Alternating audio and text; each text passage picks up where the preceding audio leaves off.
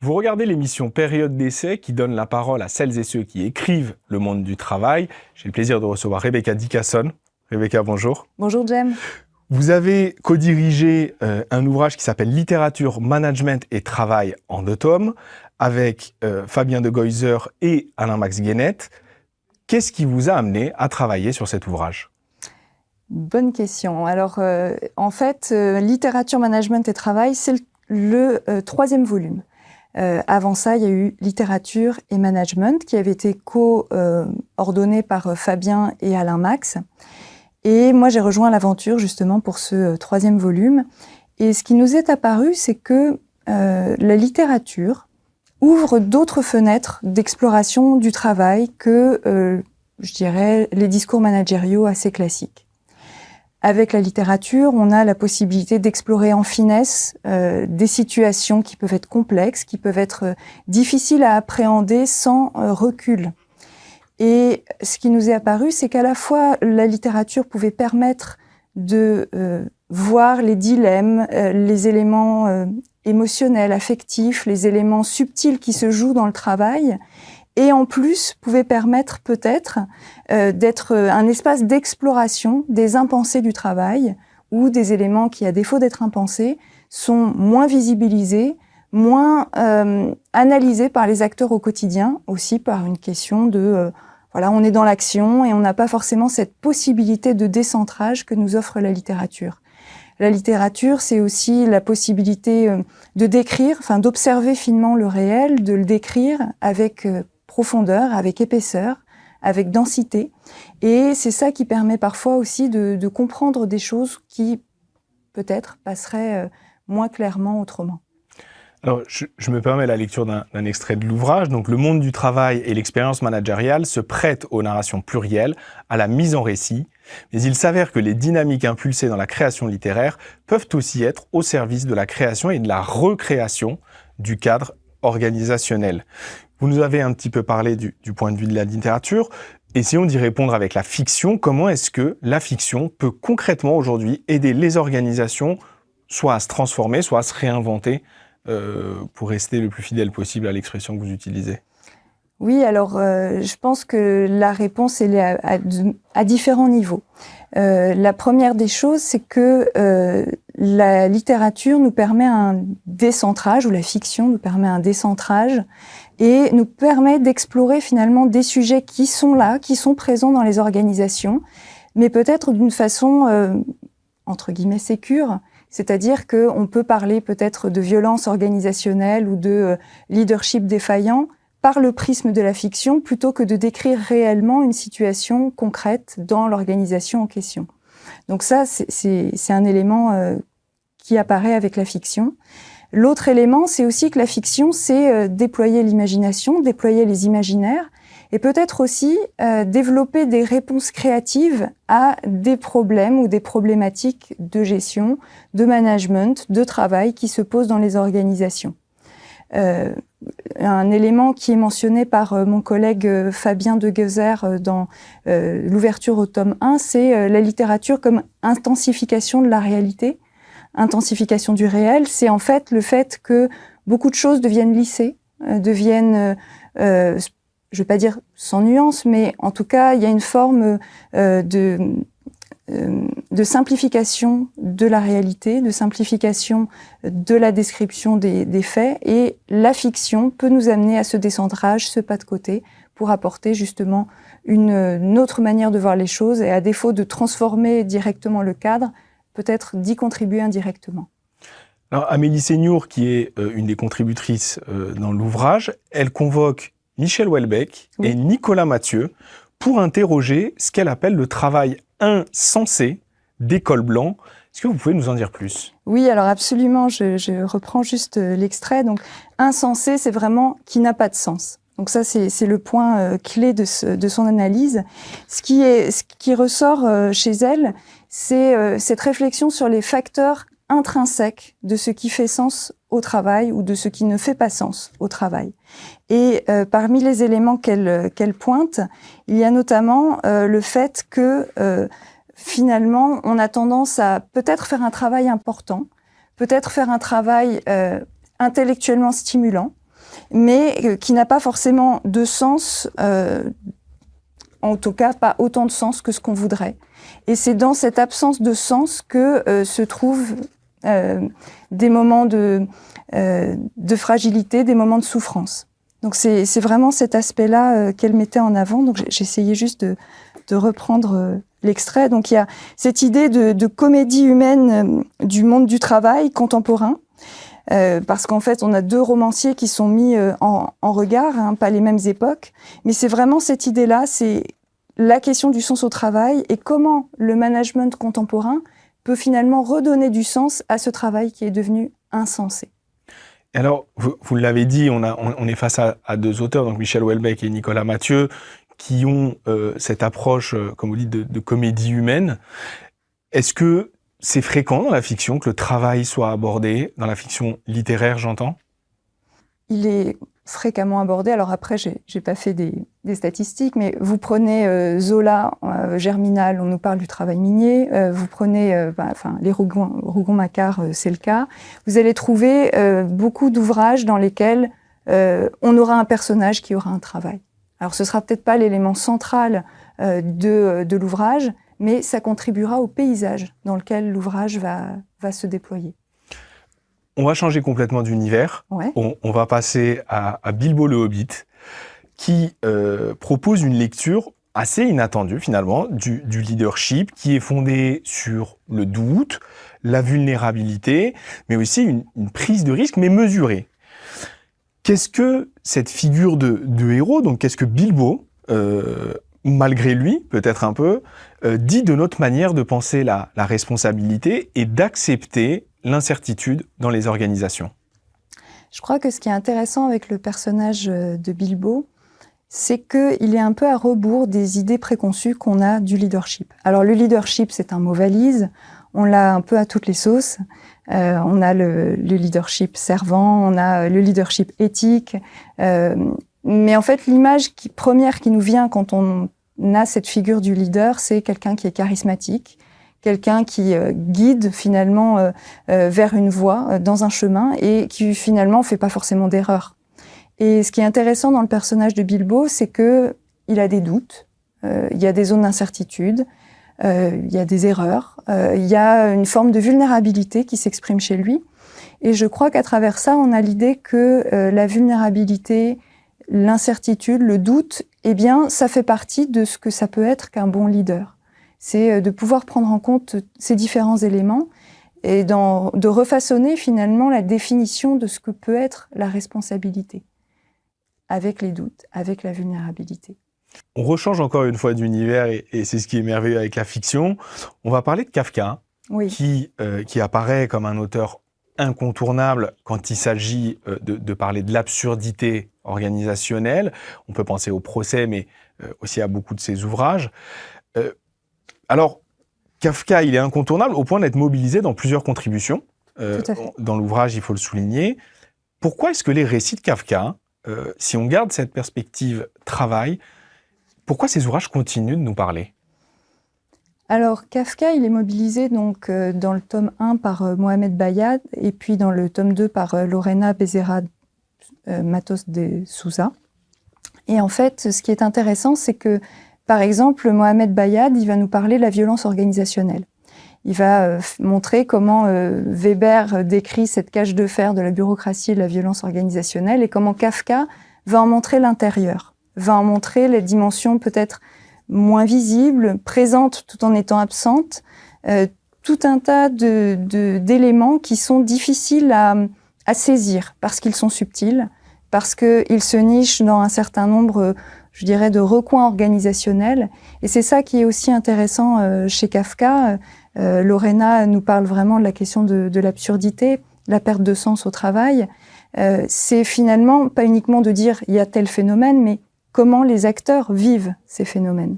Et je crois que c'est pour ça aussi que ça nous parle. On est dans des sociétés où on perd le sens, l'absurde est un petit peu omniprésent, et c'est peut-être pour ça aussi que Kafka résonne autant aujourd'hui. On a reçu dans un précédent épisode Claire Edegamasu, qui nous a parlé donc de la littérature à travers du management à travers les séries télé. Elle mobilise dans cet ouvrage la figure de Voldemort, donc le méchant suprême dans Harry Potter, pour illustrer l'effet d'ancrage-ajustement. Est-ce que vous pouvez nous expliquer d'abord ce qu'est cet effet d'ancrage-ajustement et ensuite en quoi il est présent dans Harry Potter? Ok. Alors Claire utilise cet effet, en particulier dans, je dirais, pas la dernière scène, mais en tout cas une scène très importante pour ceux qui ont lu la saga. Je vais essayer de pas non plus divulguer trop pour ceux qui ne connaîtraient pas. Mais l'idée, c'est que l'effet le biais d'ancrage, c'est, voilà, vous avez une première perception de ce qu'est une situation.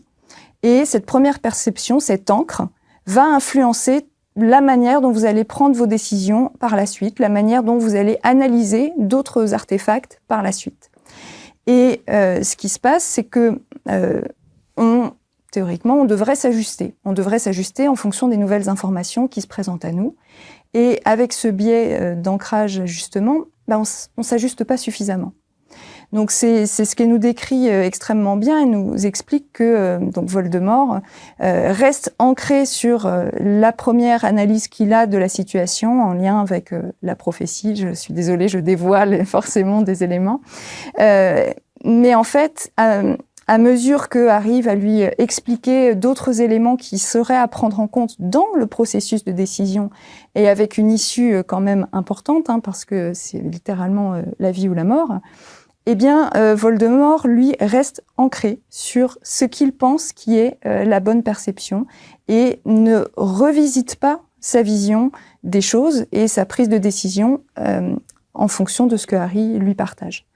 Et je crois que ça, c'est bien illustré évidemment dans la saga et dans cette scène en particulier, mais c'est évidemment des phénomènes qu'on retrouve dans la vie managériale de tous les jours, dans le monde du travail de tous les jours. On parle régulièrement des biais, par exemple, en recrutement, mais pas uniquement dans tout ce qui est prise de décision, ça peut rentrer en ligne de considération. Vous avez aussi une lecture de la RSE, vous en tant que collectif, à travers Astérix. Absolument. Qui est presque aussi inattendu que Bilbo, le manager vulnérable. Qu'est-ce que cette approche, elle révèle des injonctions paradoxales qui sont faites aux organisations entre exigence et vertu d'une part et rapport de force économique de l'autre? C'est tout à fait intéressant. Donc sur cette contribution sur Astérix, Bénédicte Berthe utilise un certain nombre de BD d'Astérix pour justement illustrer les différents principes de la RSE.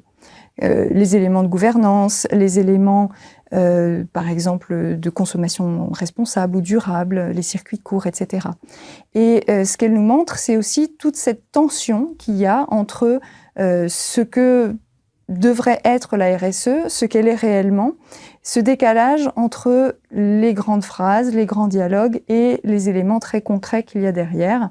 On a du greenwashing avant l'heure avec Astérix et aussi des questionnements éthiques derrière tout ça. Je crois que ce qui est intéressant aussi, c'est que, et elle conclut là-dessus, c'est de montrer que chez Astérix et dans ce village gaulois, il y a finalement pas forcément tous ces problèmes de débat qu'on a au sein de la RSE parce qu'ils ont ces valeurs communes partagées. Alors soit il y a des chamailleries, soit il y a des péripéties, mais il y a quand même un socle commun dans la manière dont eux, en tout cas, s'approprient cette vision éthique. On a parlé d'Astérix, d'Harry Potter, mais il y a aussi Gaston Lagaffe et Naruto qui sont évoqués dans le livre. Pourquoi est-ce que finalement le management est-il aussi présent dans la littérature jeunesse? Est-ce que là aussi c'est malgré lui? Alors je crois que ce qui est intéressant dans la littérature jeunesse, c'est que on a des microcosmes sociaux qui sont présents, des mini-sociétés. On a le village d'Astérix, on a l'école d'Harry, on a l'équipe autour de laquelle gravite Gaston. Et derrière ces cadres qui peuvent évidemment être interprétés comme des cadres organisationnels et des cadres du travail, on a aussi des grands thèmes qui émaillent le monde du travail. On a la coopération, la solidarité, on a la créativité. Alors Gaston, évidemment, lui, c'est plus la destruction créatrice, c'est plutôt la création destructrice, mais ça, Fabien Deguezer et François Duhamel l'expliqueront bien mieux que moi. Et je crois que tout ça, ça résonne en fait. On a aussi dans cette littérature de jeunesse des éléments de quête identitaire, de qui suis-je dans l'environnement qui est autour de moi, qui suis-je dans l'interaction avec les autres. Et tout ça, ce sont des questions qui sont évidemment au cœur du travail, au cœur des organisations, au cœur du management. Alors, cet aspect microcosme, presque huis clos, hein, si on s'intéresse à Harry Potter, je dis presque parce qu'il y a les dernières séries qui sortent un peu de ce cadre de l'école, est-ce que finalement, c'est pas une des limites de la fiction de ne pouvoir représenter qu'une partie de la complexité d'une société, ce que la science-fiction essaye un petit peu de dépasser avec des sociétés qu'on suit sur des longues périodes de temps. Je pense par exemple à Asimov, mais aussi à Dune, dont on a pu voir une adaptation au cinéma. Est-ce que c'est pas là une des limites de la fiction et qui pourrait être abordée dans le cadre de sa représentation du monde du travail ? Oui, dans un sens, c'est une limite parce qu'elle ne peut pas tout embrasser, en quelque sorte. D'un autre côté, ça permet d'aller en profondeur dans un monde. Forcément, soit vous avez un monde qui est déployé longitudinalement et très en détail, et dans ce cas-là, ça devient très long à lire et à s'approprier, et il y a un risque de décrochage finalement du lectorat. Soit vous avez quelque chose d'un peu plus compact, d'un peu plus condensé, et dans lequel le lectorat va pouvoir approfondir une facette, une thématique. Donc c'est à la fois une limite et je dirais peut-être une opportunité créative et d'exploration. Dominique Massonnier relie Tartuffe à la lumière du management contemporain en montrant comment l'hypocrisie, les faux semblants, les postures qu'on peut prendre peuvent s'installer au cœur des collectifs. Pourquoi est-ce que cette figure classique de l'anti-management, elle résonne encore autant aujourd'hui ? Je crois que donc Dominique Massonnier nous parle du système Tartuffe, de tout ce jeu des postures, de l'hypocrisie, de l'être et du paraître. Un élément qui ressort dans la vie organisationnelle au quotidien, c'est justement ça, cette injonction de l'être et du paraître. Est-ce que je suis authentique au travail ? Est-ce que je suis moi ? Est-ce que je peux être moi ? Comment suis-je moi au travail ? Et je crois que ça résonne énormément avec justement cette tension de l'être et du paraître. Pour faire un lien avec une autre contribution qui est dans le tome 2, qui est de Aurélie Dudésert et Florence Laval. Là, on est sur une écriture où on nous parle d'une digital workeuse. Et justement, c'est ça, c'est ce monde de l'être et du paraître, de tout est bien, tout pourrait coller à des cadres de RSE. Mais si on va plus loin, si on essaye d'ouvrir le rideau derrière où il y a les coulisses, qu'est-ce que ça dit, qu'est-ce que ça dévoile ? Il y a beaucoup de chapitres dans les deux tomes qui explorent la souffrance, le malaise, l'absurde. Mais il y a aussi certaines œuvres qui sont évoquées qui portent des représentations un peu plus positives du travail, où on peut voir de l'entraide, de la créativité, de la solidarité aussi. Quels sont les textes qui vous semblent offrir une vision plus optimiste du monde du travail et de nos manières de travailler en général, si jamais notre audience veut un peu se remonter le moral ? Oui, alors c'est vrai qu'un certain nombre de textes sont un peu plus sombres, on va dire, dans l'angle qui est pris, mais d'autres évoquent justement cette solidarité, cette entraide. Je pense en particulier à un chapitre autour des récits de la mer, donc par Marc Dumas, Séverine Dieuze et puis Olivier Malafronte, où justement il y a cette idée d'entraide, de coopération. Un autre exemple, on en parlait tout à l'heure, c'est Astérix, donc le chapitre de Bénédicte Berthe, parce qu'on est sur des valeurs communes de partage, d'entraide, de solidarité. Dans une certaine mesure, on pourrait aussi envisager le chapitre de Michel Dion, puisqu'il nous parle du cheminement d'auto-transcendance vers un leadership éthique. Donc c'est aussi peut-être redéfinir d'autres modalités de travailler ensemble, plus éthiques, et ça passe aussi par un leadership qui s'y prête. Et puis, je dirais que dans un autre registre, il y a aussi des textes qui nous invitent à nous intéresser à des populations auxquelles on pense peut-être moins ou qu'on a tendance à oublier. On a notamment une contribution de Pedro Gonzalo sur la fable des experts. Donc, c'est aussi ça, la population des experts, quelle est-elle, etc. Il y a une autre contribution aussi sur le handicap, visible, invisible, dans les organisations, dans la cité. Si aujourd'hui, un manager souhaite utiliser la littérature dans l'intérêt de son équipe, comment est-ce qu'il peut s'y prendre ? Alors, je pense que tout dépend de la manière dont on définit les choses. C'est-à-dire que l'intérêt de son équipe, ça passe déjà par peut-être le cheminement que lui-même aura fait. Donc, sur cette dimension-là, la littérature nous ouvre à une diversité de mondes, d'univers, facilite l'introspection, l'ouverture à l'altérité et peut permettre à ce manager, peut-être, de déployer d'autres manières de faire. Ensuite, dans le lien à l'équipe, j'en parlais un petit peu tout à l'heure, il y a le fait que parfois, il y a des sujets difficiles à aborder en équipe et de pouvoir avoir ce relais de la littérature pour en parler de façon détournée, en faisant ce décalage, ce pas de côté, peut permettre justement de dénouer des situations de travail qui sont peut-être un peu complexes. Une autre possibilité peut aussi être de se dire, plutôt que d'utiliser une œuvre littéraire, que ce soit un essai, une BD, un manga ou autre, pourquoi pas se prêter à l'exercice de l'écriture littéraire nous-mêmes, en décrivant des situations de travail, en étant sur un récit du travail, d'interaction, de situations très précises, et de discuter de cela ensemble. L'idée, dans ce cas-là, c'est d'envisager l'écriture ou l'exercice littéraire, on va dire, ou narratif, comme un laboratoire d'expérimentation qui est non menaçant, puisqu'on a fait ce pas de côté. On a d'ailleurs une contribution de Dame Jump dans le tome 2 qui nous parle justement de ce travail d'élaboration narrative autour d'une question autour du climat.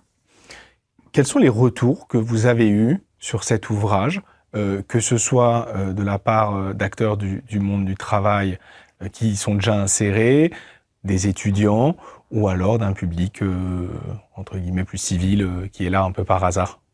Mais je pense que l'ouvrage résonne. En fait, je disais tout à l'heure, on a des discours managériaux qui sont très lissés. On est ancré dans nos process, on est ancré dans nos routines. Et de pouvoir justement re-questionner pourquoi je fais ce que je fais aujourd'hui, comment je fais ce que je fais, est-ce que cette modalité de fonctionnement fait sens? Eh bien, voilà, ça fait partie des questions qui se posent de plus en plus. On parlait de perte de sens, de quiet quitting. Tout ça, ça fait qu'on cherche d'autres modalités finalement de répondre à ces défaillances de notre quotidien. Et la littérature peut ouvrir justement certaines voies. Alors, combien de temps une actualité du monde du travail peut mettre à imprégner des œuvres littéraires?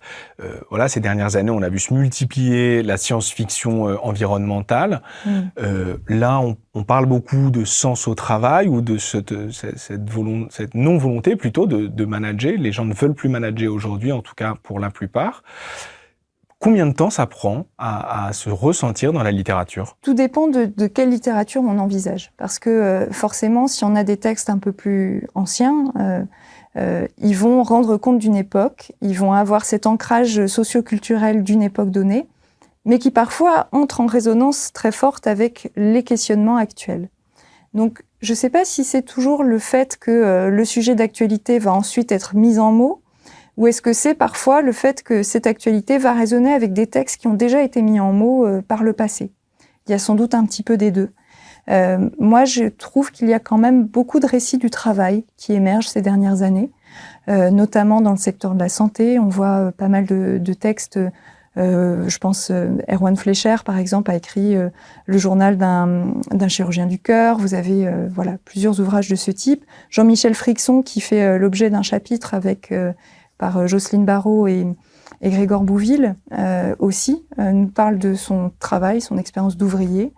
Et je crois que d'avoir ces éléments de travail qui progressivement imbibent les conversations dans la société, c'est quelque chose qui peut nous faire avancer collectivement.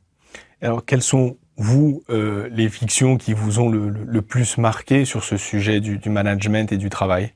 Je crois que, alors, c'est un des auteurs, moi, qui me parle beaucoup, c'est Marcel Proust. Et dans Le Temps retrouvé, il nous parle du travail de l'écrivain, qui est finalement de faire sens de tout ce qu'il a vécu. Que la mise en mots lui permet de comprendre ce qui s'est passé, qui il est. c'est un petit peu comme placer un négatif contre la lumière, et c'est là que les choses se dévoilent et se comprennent.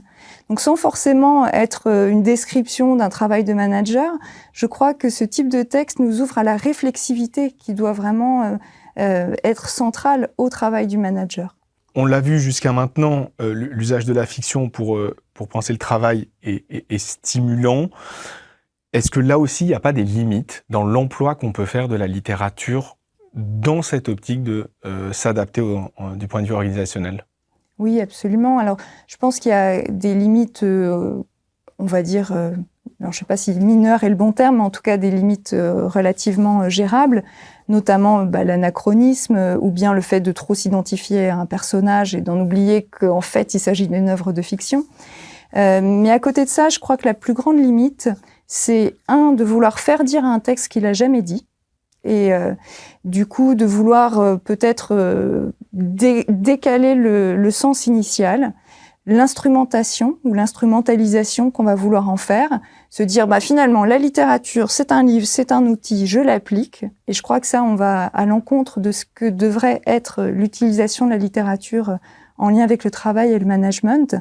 Et puis c'est aussi la réduction, la simplification à l'extrême de certains éléments qui ont pu être décrits en se disant finalement ce livre traite de ça.